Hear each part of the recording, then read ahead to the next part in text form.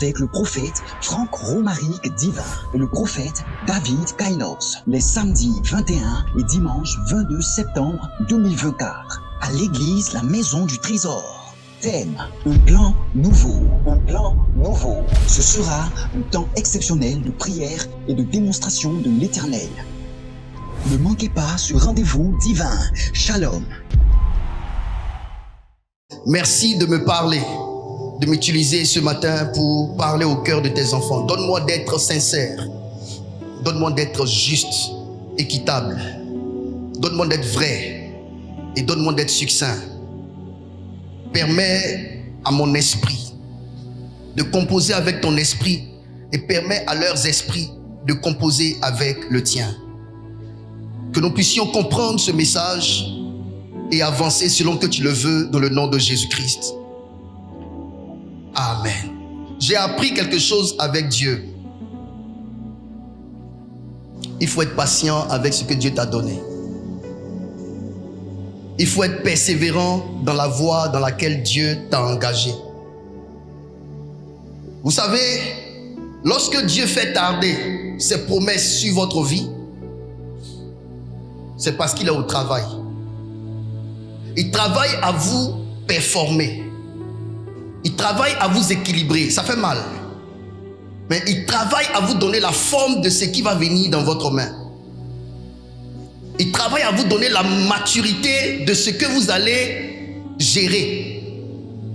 Il travaille à vous donner la nature, le caractère de votre destinée. Nous devons faire confiance à Dieu. J'aimerais dire à quelqu'un, lorsque Dieu te fait une promesse, à cause de la promesse qui est sur toi, ta vie peut tomber entre les mains du diable. Parce que si ta promesse est grande, il faut que tu saches que tes combats seront énormes. Vos combats sont proportionnels à vos promesses. Vos combats sont proportionnels à votre étoile. La clarté de votre étoile est ce qui détermine le type de combat que vous vivez. Mais si vous savez persévérer, si vous savez rester fixe en Dieu, autant de vous récompenser, l'Éternel jouera le grand jeu. Et tous ceux qui vous ont abandonné, ils vont devoir se repentir. Quand Job a traversé des temps difficiles, même ses amis ne pouvaient pas être en amitié pour lui. Eux tous disaient que c'est parce qu'il a péché que Dieu l'a abandonné. Mais vers la fin, au temps où Dieu va le restaurer, tous ses amis ont été emmenés à recevoir la prière de la part de cet homme qu'on appelle Job pour que l'Éternel ne les frappe pas. Dieu fera de nous les princes de nos frères parce qu'il nous aura élevés au-dessus d'eux. Je déclare sur ta vie ce matin, le Dieu qui t'a rabaissé, ce même Dieu va te relever. Le Dieu qui a vu les gens t'abandonner parce que tu étais à terre, le même Dieu va te relever et va mettre la honte sur le visage de ceux qui t'ont abandonné. Alléluia. Et le Seigneur m'a dit, mon fils, je ferai ces choses pas à cause de toi. Je ferai ces choses pas à cause de tes parents. Je ferai ces choses pas à cause de ceux qui n'ont pas cru en toi. Je ferai ces choses pas à cause de ceux qui t'ont abandonné. Mais je ferai ces choses pour l'amour de moi-même. Pour l'amour de moi-même. Écoutez ce message aujourd'hui. Ça va changer votre vie. Le thème de ce matin, je l'ai intitulé « Pour l'amour de moi ». Pour l'amour de moi. Dieu va te restaurer, pas pour se venger de tes ennemis, mais pour l'amour de son nom. Dieu va te relever, pas pour que tu te venges de tes adversaires, mais pour l'amour de son nom. Dieu va te reprendre de la tombe pour t'élever à sa droite, pas pour que les gens sachent que tu étais dans la vérité, non, mais c'est pour l'amour de son nom qu'il va le faire. Quand Dieu décide de se glorifier à travers ta vie, d'utiliser ta vie pour faire grandir son nom, écoute, il fait de toi un sujet d'étonnement. Et c'est ce que Dieu va faire pour toi. C'est ce que Dieu va faire pour moi. Ce message n'est pas une prédication, mais c'est la voix de Dieu pour son peuple. Le Dieu qui nous a fait parcourir ce chemin difficile, qui nous a fait traverser la vallée, qui nous a fait traverser le tourment, qui nous a fait vivre l'ignominie, la honte, le déshonneur. Ce Dieu-là décide de revenir vers nous avec un autre visage, avec le visage de tendresse, avec un visage de miséricorde, avec un visage de compassion, avec un visage de relèvement, avec un visage de pitié, avec un visage de redressement, avec un visage de rehaussement, avec un visage d'élévation, avec un visage d'intronisation.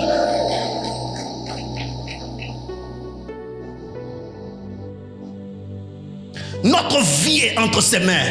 Il est le fabricant des produits que nous sommes. Nous sommes les produits entre les mains de Dieu. Nous sommes des outils entre les mains de Dieu. Nous sommes son ouvrage et il fait de nous ce qu'il veut. Alléluia. Pour l'amour de moi. Dis avec moi, pour l'amour de moi. Tiens-toi debout avec ta Bible. Ésaïe 48, 9 à 11.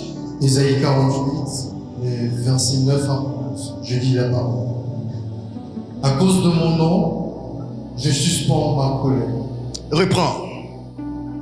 À cause de mon nom, je suspends ma colère. À cause de mon nom, je suspends ma colère.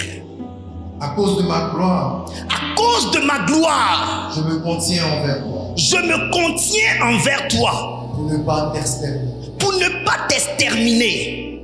Je t'ai mis au creuset, Je t'ai mis au creuset, mais non pour retirer de l'argent. mais non pour retirer de l'argent. Je t'ai éprouvé dans la fournaise Je t'ai éprouvé dans la de fournaise l'adversité. de l'adversité. C'est pour l'amour de moi. C'est pour l'amour de moi, Pour l'amour de moi pour l'amour de moi que je veux agir. que je veux agir. C'est pour l'amour de moi que je veux agir. C'est pour l'amour de moi que je veux te relever. C'est pour l'amour de moi que je veux te donner un nom. C'est pour l'amour de moi que je veux te bénir. C'est pour l'amour de moi que je veux te redresser. C'est pour l'amour de moi que je veux te venger. C'est pour l'amour de moi. Continue. Car comment mon nom serait-il profané? Je ne peux pas accepter que moi, l'Éternel, mon nom soit profané à cause de toi. Je ne donnerai pas ma gloire à un. Je ne donnerai pas ma gloire à un homme. Amen. Je le ferai pour montrer ma gloire. Je te bénirai pour révéler ma gloire.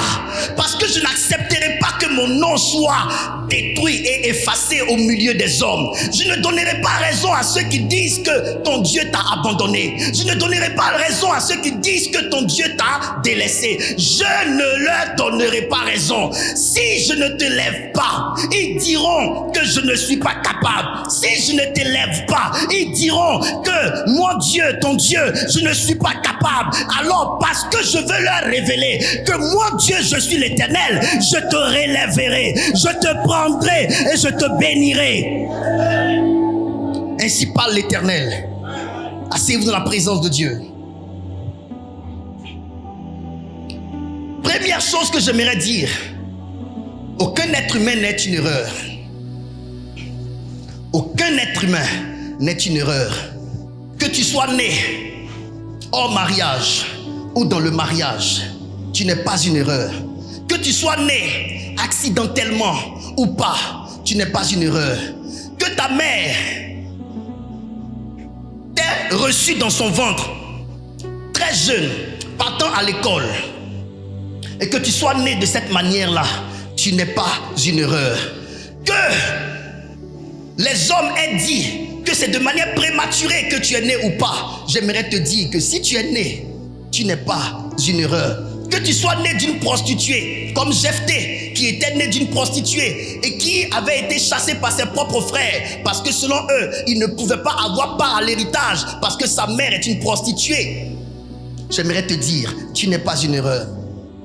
Tout ce qui a réussi à franchir la barrière du tissu de la maman pour sortir la tête et rentrer dans ce monde, que ça soit dans le mariage ou hors du mariage, prématurément ou dans la maturité, j'aimerais te dire, tu n'es pas une erreur.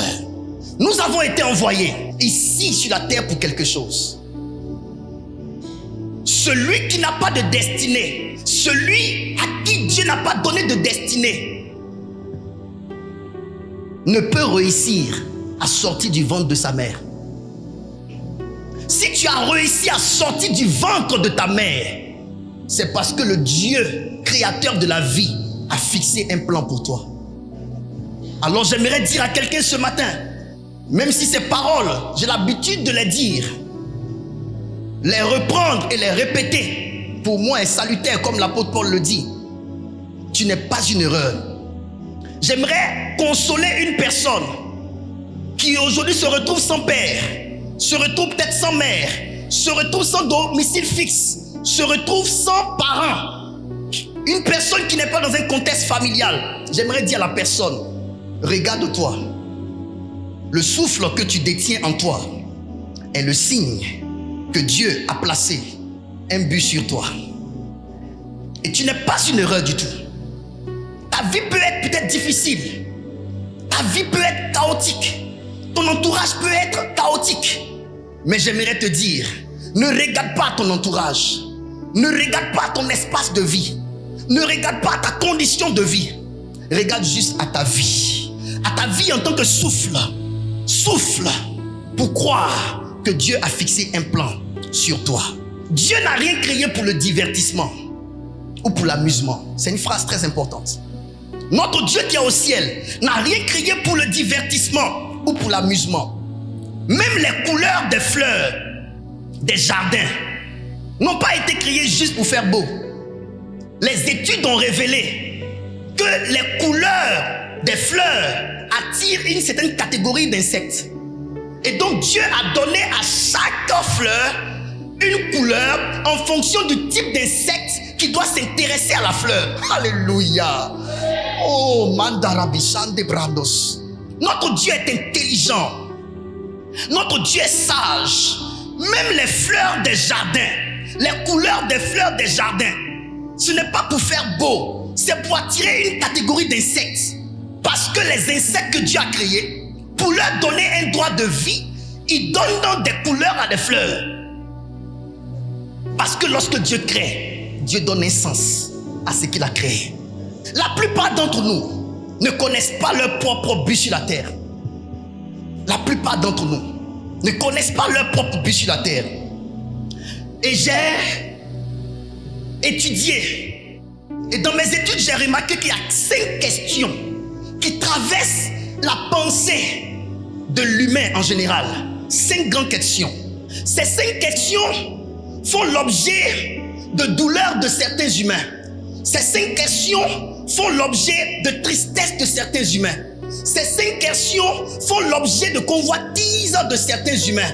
Ces 5 questions font l'objet de recherches de certains humains. Ces questions-là, je les ai répertoriées. Numéro 1, qui suis-je? C'est l'une des questions qui passe dans la mémoire des hommes. La classe prolétaire se pose la question qui suis-je? La classe bourgeoise également se pose la question qui suis-je?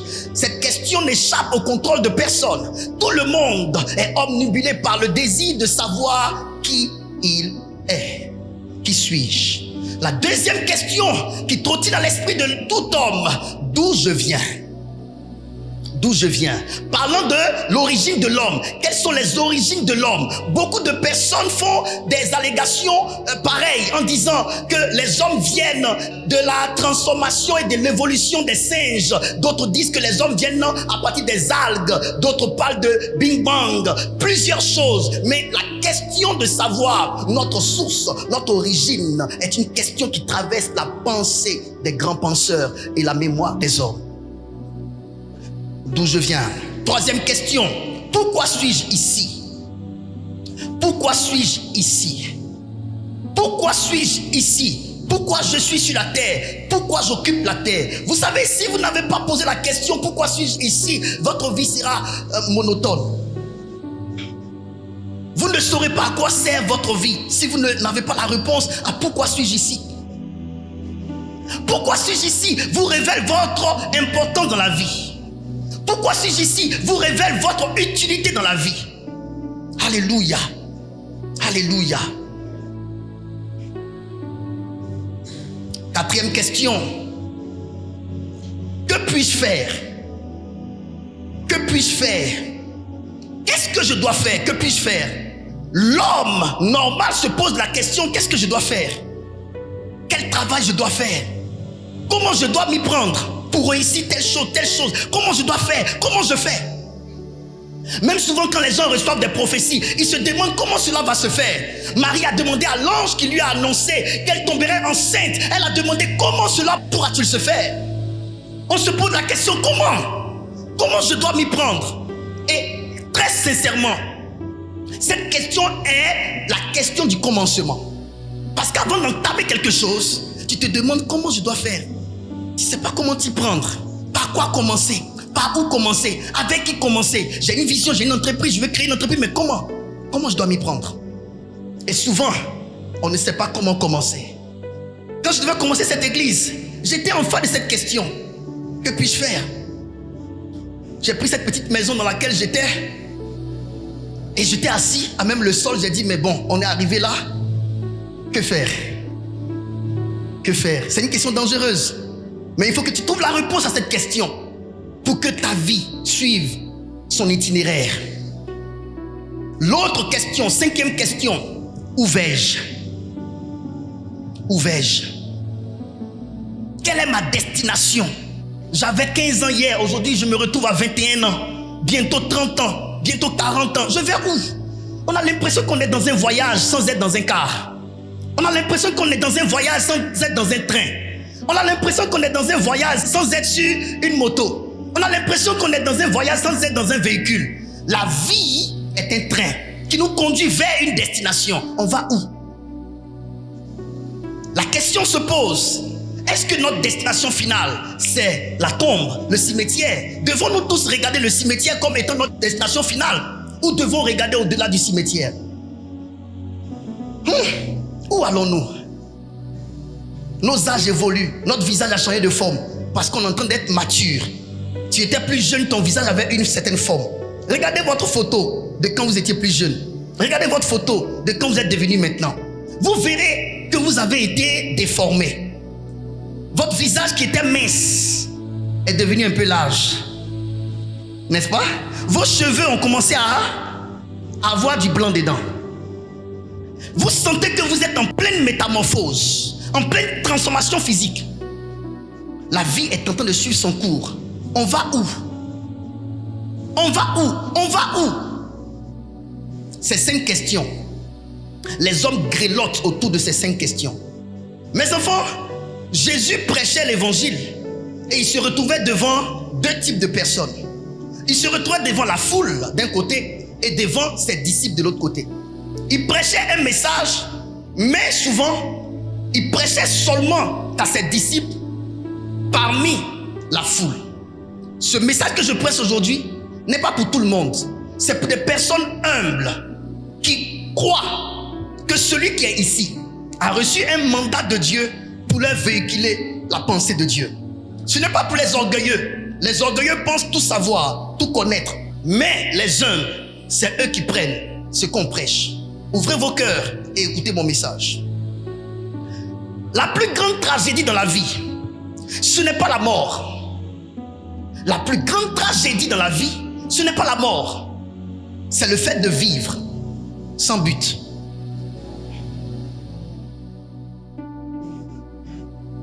La plus grande tragédie dans la vie n'est pas la mort, c'est de vivre sans but. Rien n'est pire que de vivre sans savoir pourquoi on vit. Sans but, votre vie n'a pas de sens. Sans but, votre vie n'a pas de sens. Pour l'amour de moi. Suivez très bien ce message. Sans but, votre vie n'a pas de sens. Alléluia. Nous sommes tous ici, sur la terre. Et nous tous, nous voulons réussir, n'est-ce pas? Tout le monde veut réussir, n'est-ce pas? Qui veut échouer parmi nous? Personne. Tout le monde veut réussir. Tout le monde veut le succès. ceux qui étudient veulent le succès. Même ceux qui n'étudient pas veulent le succès. Tout le monde veut le succès. Qui d'entre nous veut échouer dans la vie? Mais j'aimerais vous donner une réponse aujourd'hui. Le succès est prévisible. L'échec également est prévisible. On prévoit la réussite. On prévoit le succès et on prévoit l'échec. Il y a une manière de vivre qui produit l'échec. Il y a une manière de vivre qui produit le succès. Le succès, le succès n'est pas une chance. On le prévoit. Est-ce que quelqu'un me comprend? Le succès n'est pas une chance. On le prévoit.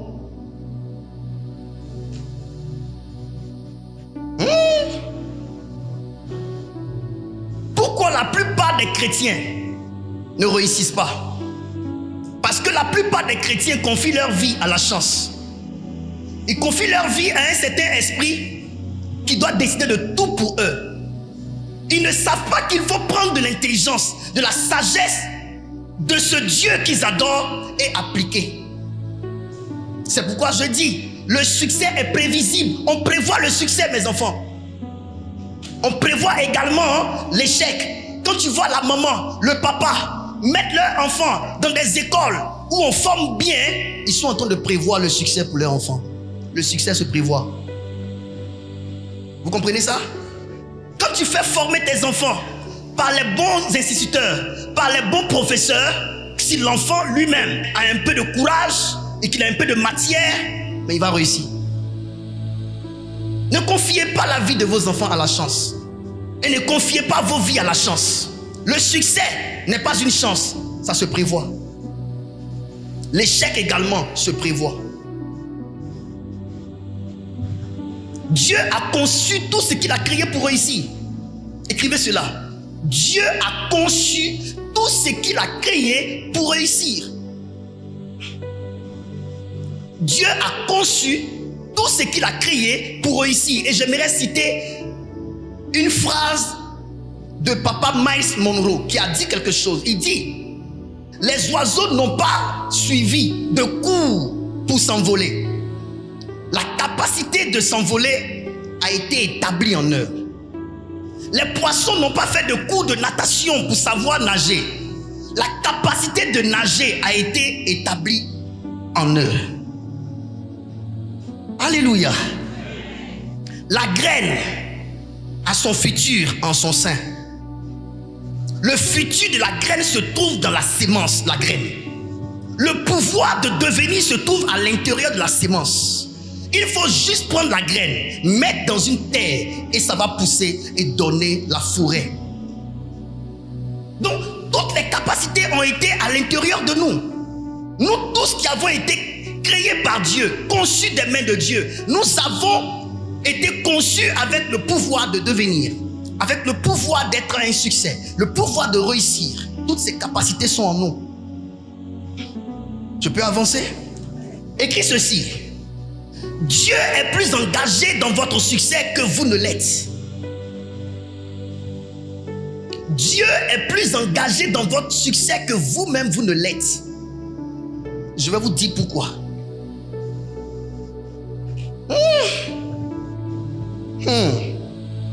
C'est pour ça que je veux que tu viennes à l'église.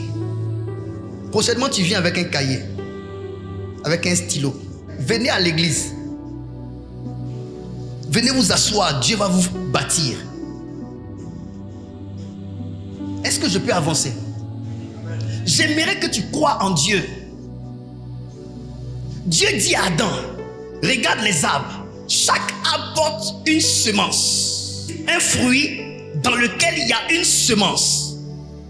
Pouvoir de reproduction. Vous êtes une semence de Dieu. Et à l'intérieur de vous se trouvent les capacités de devenir, de vous développer, de réussir. Le succès est le but de chaque fabricant. Le succès est le but de chaque fabricant.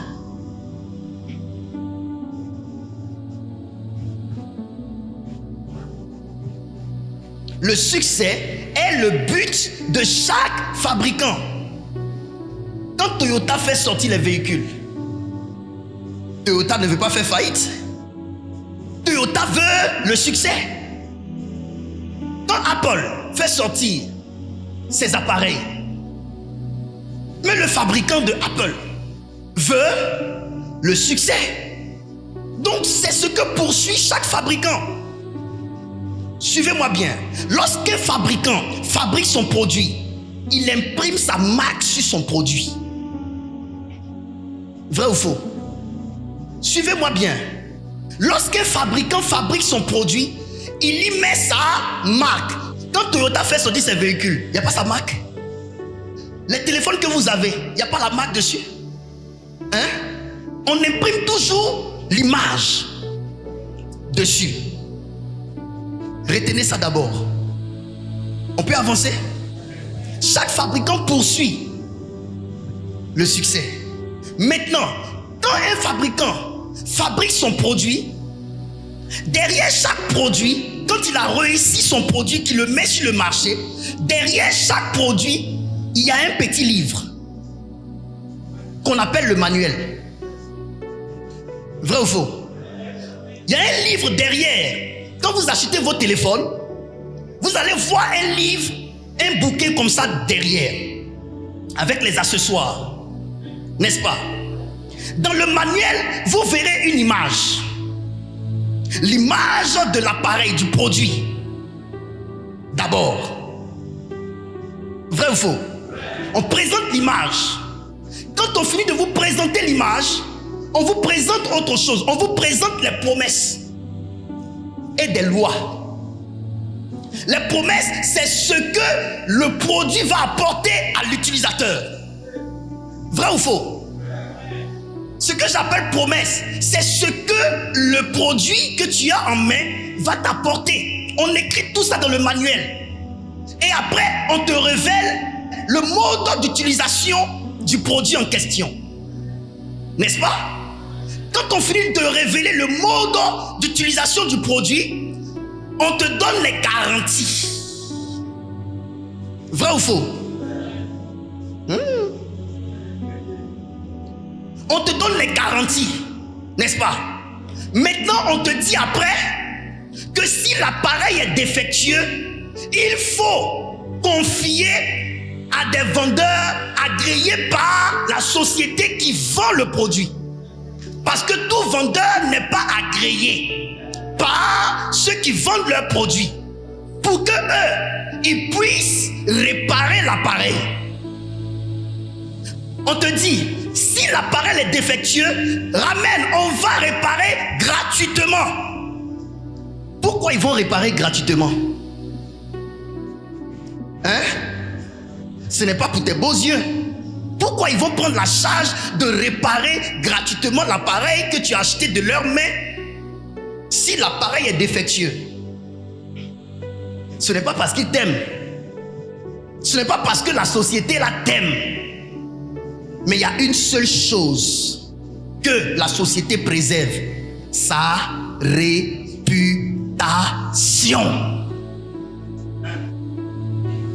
La société préserve son nom.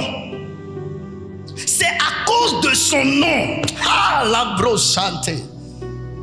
C'est à cause du nom de l'entreprise que l'entreprise demande à ce que le produit que tu as acheté de leurs mains, s'il est défectueux, que tu le ramènes. Pour qu'ils puissent s'en charger. Ils préservent son nom. C'est pourquoi je suis venu te prêcher pour l'amour de moi.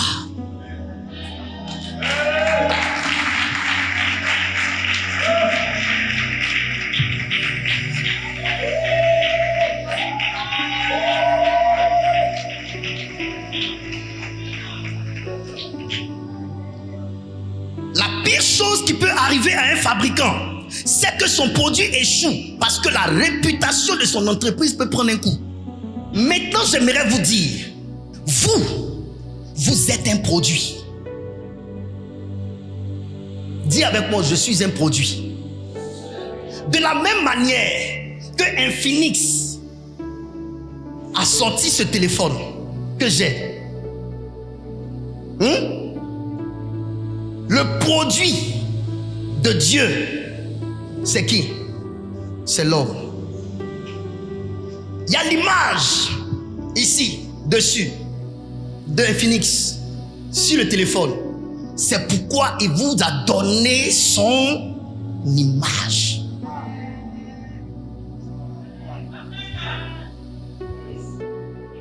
Quand Dieu vous a créé, il vous a créé à son image. Il vous a donné son image. Autant Apple met la marque, imprime son image sur l'appareil qui vient de leur entreprise. Ainsi, Dieu a mis sa marque sur toi. Tu es son produit. Et de la même manière qu'un fabricant, quand il fabrique son produit, c'est pour que le produit réussisse, ait du succès. Sinon, si ça échoue, c'est son nom qui se gâte.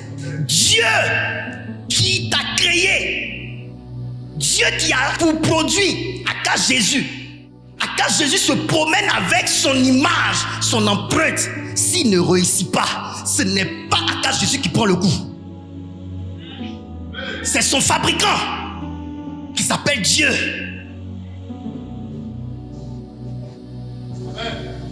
C'est pourquoi Dieu est engagé dans votre succès plus que vous ne l'êtes. Parce que vous êtes son produit et vous vous promenez avec son image et partout où vous allez avec lui.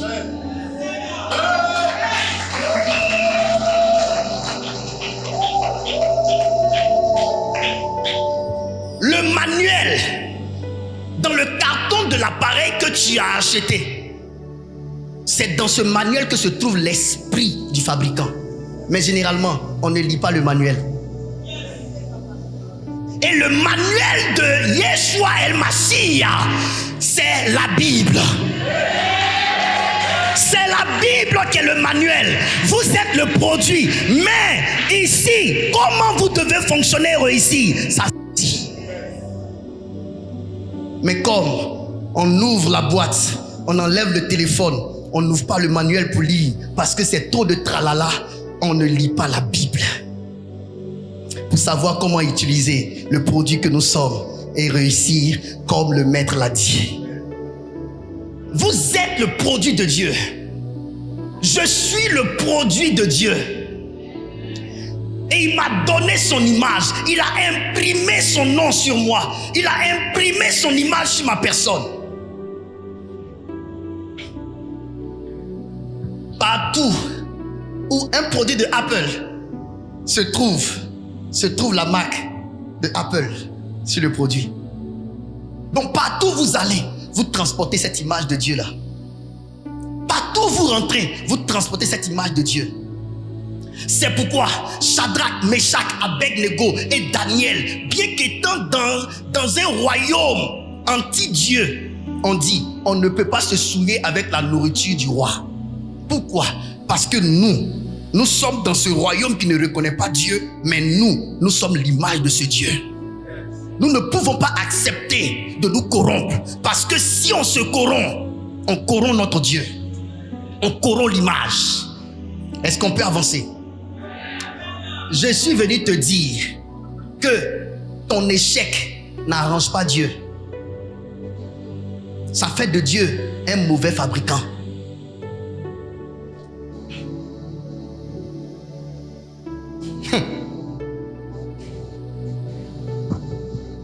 Si tu échoues, c'est son nom qui prend un coup. C'est sa réputation qui prend un coup. Écrivez ceci. Dieu doit garantir votre succès parce que son nom y est engagé.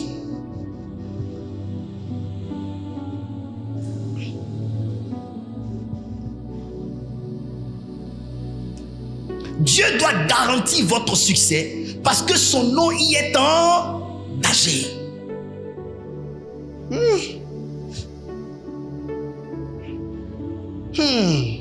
Dieu doit garantir votre succès parce que son nom y est engagé. Ce n'est pas toi qui perds, c'est lui qui perd. On dira qu'il n'est pas Dieu. C'est pourquoi Moïse a dit, si tu détruis le peuple d'Israël, les Égyptiens vont dire que tu les as fait sortir pour les tuer. Il dit, à cause de cela, je ne détruis pas Israël. Parce que Dieu ne veut pas que son nom prenne un coup. C'est lui qui a dit que la réputation d'un homme vaut mieux que de bons parfums. Dieu préserve son nom. Et pour préserver son nom, il a le devoir de te faire réussir.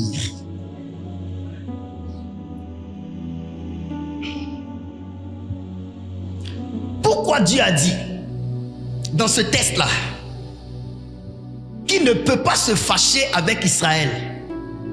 Israël fait des choses que Dieu n'aime pas. Mais Dieu dit, je me retiens. Pas à cause de toi.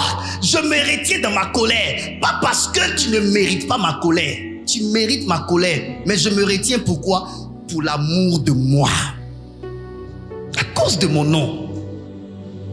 C'est à cause de mon nom. Mon nom est engagé dans ta vie. Si je te détruis, on dira que moi, Dieu, je suis un mauvais fabricant. Mon entreprise sera en faillite. Il fait de mauvais produits. Quand on sait que l'entreprise l'a fait de mauvais produits, est-ce que les gens vont aller acheter? C'est fini. Pour l'amour de moi, je te bénirai. C'est mon nom qui est engagé dans le produit que tu es. C'est pour cela, pas à cause de toi. Si je veux regarder à ce que tu fais, que je vais te laisser tel que tu es, j'aurai raison de te laisser tel que tu es. Parce que tu ne mérites pas d'être élevé à cause de tes choix de vie, mais parce que mon nom est engagé dans ta vie. Au quartier, tout le monde sait que tu es chrétien. Et quand on dit chrétien, il y a Christ qui est lié à toi. Dans ta maison, tout le monde sait que tu es chrétien. Et quand on dit chrétien, il y a Christ qui est affilié à toi. Dans ton entreprise, tout le monde sait que tu es chrétien. Et quand on dit chrétien, il y a Christ qui est greffé à ton nom. À cause de ce nom, je ferai fi de ce que tu fais qui n'est pas bien. Je plongerai ma main dans ta vie. Je te relèverai et je t'exaucerai. Et parce que toi, tu n'es pas un produit sans volonté. Parce que tu es un produit doté de volonté. Il faut que tu te mettes en accord avec ton fabricant qui est ton Dieu. Pour dire, si Dieu poursuit mon succès, pour ne pas que son nom prenne un coup, il faut que je sois docile entre ses mains. Afin que son plan de me faire réussir, afin de prendre la gloire, s'accomplisse. Il ne faut pas trahir Dieu. Ne trahissez pas Dieu. Dieu poursuit des choses dans votre vie. Mes enfants, Dieu m'a dit de vous dire, de vous lever et de déclarer le rêve que Dieu a mis en vous dans le monde. Ne vous taisez pas. Vous savez, il y a souvent des sagesses qui disent de ne pas dire certains de vos projets, parce que c'est en déclarant vos projets que vous avez des combats et que vous ne réussissez pas à les réaliser. J'aimerais aussi dire, aussi vrai que ce que j'ai dit là est une vérité, ce que je vais dire maintenant là est aussi une vérité. Il y a des projets qui ne connaîtront jamais le jour tant que vous ne les déclarez pas. Aussi longtemps qu'il y a des projets qui, pour connaître le jour, doivent être mis en sourdine, il y a certains projets pour qu'ils connaissent le jour, ils doivent être dits. Parle de ce que tu dois devenir. Pourquoi? Parce que il y a des projets de Dieu pour leur accomplissement, il faut que ça engage l'adversité. Il faut que ça engage l'adversité. Il faut que ça engage l'adversité. Souvent les gens se plaignent. Vous savez, les hommes de Dieu, nous souvent on est tellement zélés. On prêche souvent, on dit, c'est parce que Joseph a raconté ses rêves qu'il a vécu ce qu'il a vécu. Ils l'ont jeté dans le puits. Mais s'il ne racontait pas ses rêves, est-ce que ses frères allaient le prendre tant en haine pour le vendre et pour partir en Égypte? Le chemin par lequel l'homme devait rencontrer sa destinée était caché que par ses frères qui l'ont pris en haine. Ce sont ses frères qui l'ont vendu en Égypte. Joseph n'avait pas idée d'aller en Égypte. Joseph a entendu son père lui dire: va prendre des nouvelles de tes frères. Il allait partir voir ses frères là où ils sont et retourner avec eux. Mais ses frères, eux, l'ont vendu. Et c'est en Égypte que Dieu attendait Joseph. À la vérité, c'est parce qu'il a raconté que les gens l'ont vendu qu'il a rencontré sa destinée. Engage le combat. Raconte. Engage le combat. Moi, je dis, je serai un prophète authentique. Moi, je déclare ce que je vais devenir. Je veux engager l'adversité. Parce que Dieu dit, Ésaïe 45, verset 1 à 8. Suivez très bien, Ésaïe 45, verset 1 à 8. Ésaïe 45, le verset 1 à 8, je dis d'abord. Ainsi parle l'Éternel à son coin à Cyrus, qu'il tient par la main pour terrasser les nations devant lui et pour relâcher la ceinture des rois, pour lui ouvrir les portes afin qu'elles ne soient plus fermées. Dieu va t'ouvrir les portes pour que ces portes ne te soient plus fermées. Je marcherai devant toi. Dieu marchera devant toi. J'aplanirai les chemins montueux. Je romprai les portes d'airain. Et je briserai les verrous de fer. Dieu va briser les verrous de fer, oui. Je te donnerai des trésors cachés, des richesses enfouies, afin que tu saches que je suis l'Éternel qui t'appelle par ton nom. Yes. Le Dieu d'Israël. Pour l'amour de mon serviteur Jacob, oui, et d'Israël mon élu, je t'ai appelé par ton nom, je t'ai parlé avec bienveillance avant que tu me connusses. Je suis l'Éternel et il n'y en a point d'autre. En moi, il n'y a point de Dieu. Je t'ai saint avant que tu ne connusses. C'est ainsi que l'on sache du soleil levant au soleil couchant, que en moi, il n'y a point de Dieu. Je suis l'Éternel et il n'y en a point d'autre. Je forme la lumière et je crée les ténèbres. Attends. Il dit quoi? Je forme la lumière. Je forme la lumière. Et je crée les ténèbres. Et je crée les ténèbres. Je donne la prospérité. Je donne la prospérité. Et je crée l'adversité. Et je crée quoi? L'adversité.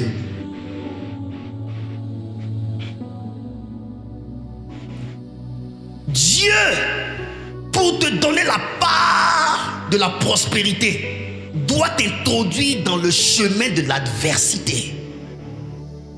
C'est dans le chemin de l'adversité que Joseph est rentré en contact avec sa terre de prédilection.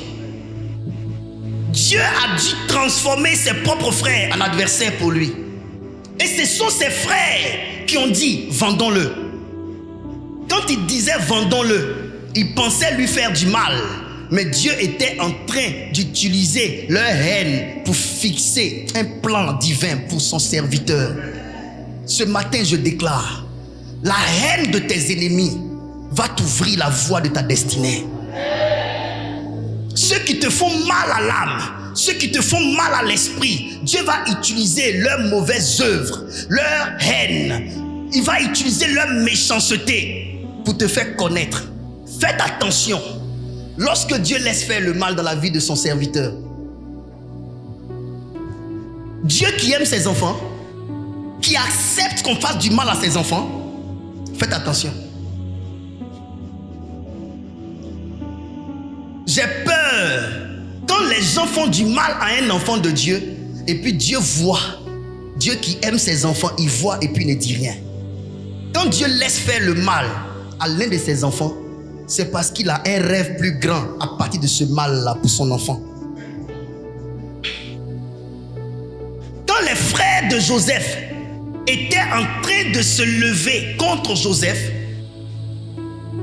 vous voyez, Dieu n'a fait aucune réprimande aux frères de Joseph. Dieu ne pouvait-il pas parler aux frères de Joseph pour leur dire: arrêtez de prendre votre frère en haine? Mais Dieu laisse faire. Ce que Dieu laisse faire fait partie de son plan dans la vie de son serviteur. C'est pourquoi souvent vous venez: papa, on se lève contre moi, on me persécute, telle personne m'attaque. On ne peut rien faire. Parce que Dieu lui-même, qui vous aime plus que nous, il laisse faire. Quand Dieu laisse faire, c'est que Dieu veut utiliser ça pour accomplir son plan. Alléluia. Je suis venu te dire ce matin, le Seigneur m'a dit, mon fils, pour l'amour de moi, pour ne pas que mon Dieu, mon nom se gâte, pour la préservation de mon nom, je bénirai mes enfants. Dieu ne va pas se taire. Non. Dieu, pour préserver son image que tu transportes partout dans le monde, va mettre sa main dans cette vie que tu vis et va t'élever. Ce matin, je suis venu annoncer un temps de relèvement. Je suis venu annoncer un temps de redressement, un temps de rehaussement, un temps d'intronisation, un temps d'implantation. Le Dieu qui nous a créés, des mains de qui nous avons souffert, des mains de qui nous avons été brisés, des mains de qui nous avons été moqués, des mains de qui nous avons connu la mort, la tristesse, l'angoisse, les épreuves, l'ignominie, l'humiliation. Ce même Dieu dit, à cause de l'amour de son nom, parce qu'il ne peut pas accepter que son nom soit profané, il nous relèvera et nous établira. Dieu change de visage en cette saison. Le Dieu qui était devenu ton pire ennemi, parce qu'il avait pour dessein de te briser, de te casser, devient aujourd'hui ton rédempteur. Et Job a dit, je sais que mon rédempteur est vivant. Il se lèvera le dernier.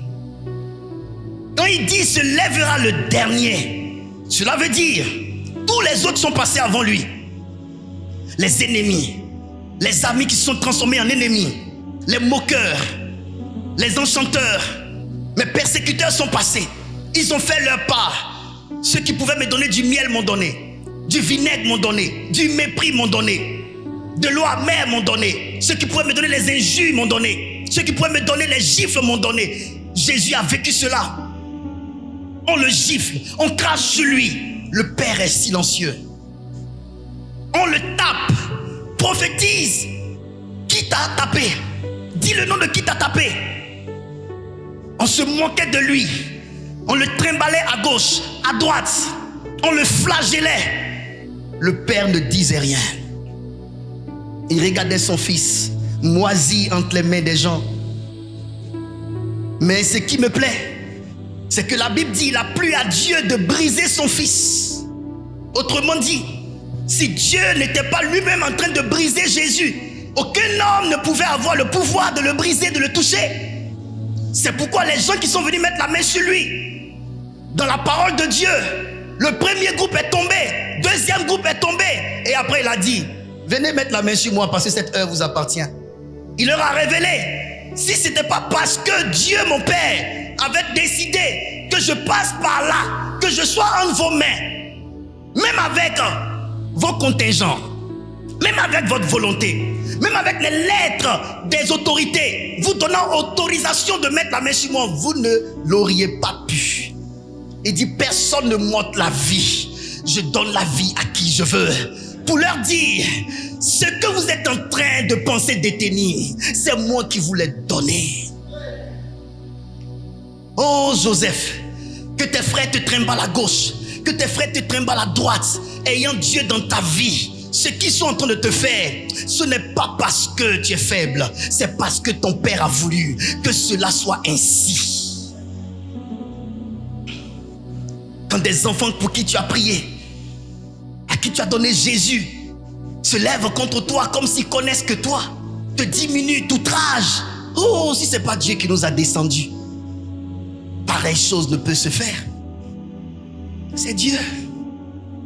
C'est l'Éternel qui permet que quelqu'un à qui tu as rendu service, qui dit réussi aujourd'hui, se tienne sur ses deux pieds et te regarder dans les yeux pour t'insulter. C'est Dieu qui a permis cela. Si ce n'est pas l'Éternel, personne ne peut le faire.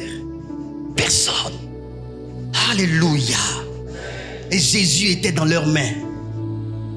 Il prend la croix. Souffrance, douleur. Il arrive au sommet. Eli, Eli, lama sabachthani. Mon Dieu, pourquoi m'as-tu abandonné? Il devait passer par là.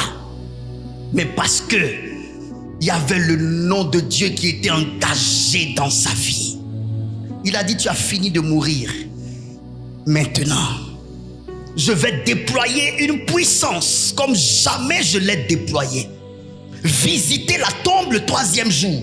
C'est maintenant mon tour de passer à l'action. Parce que tu as accepté de mourir.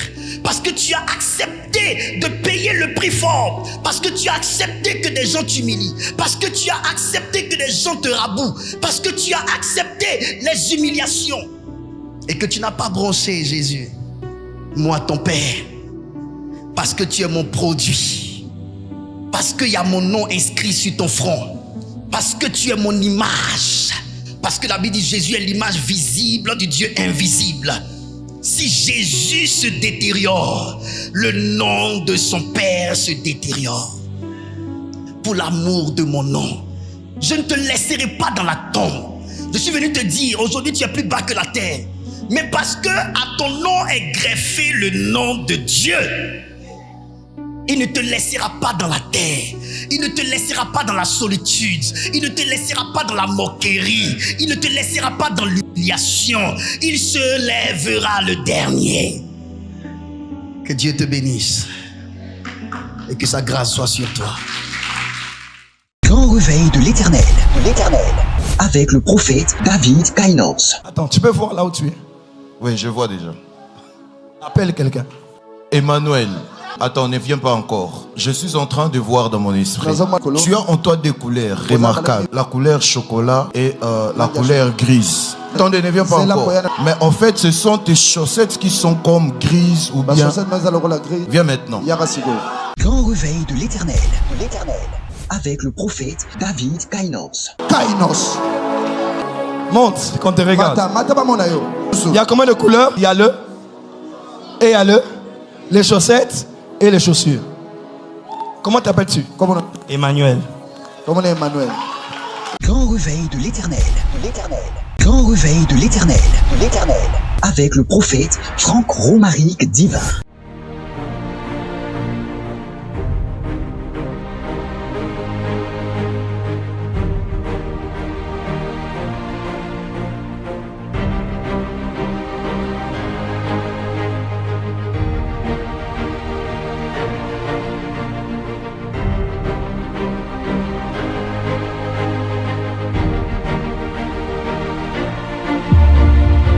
Réveil de l'Éternel.